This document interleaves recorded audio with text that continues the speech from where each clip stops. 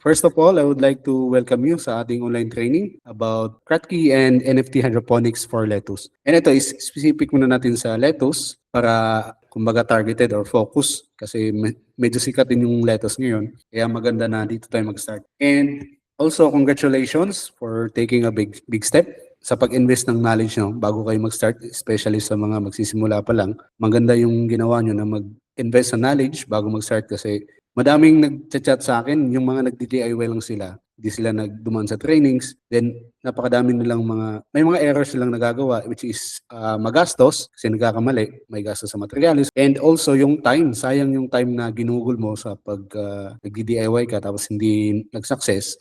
So, sayang yung time. So, dito, unang-una is malilinawan kayo sa mga tanong nyo and also magiging guided kayo. Of course, kasi pwede kayong magtanong and pwede nyo balikan itong recordings ng training after. So yun, congratulations po. And sa mga kasama natin na may experience na, may mga kasama tayo dito experience na din sa hydroponics.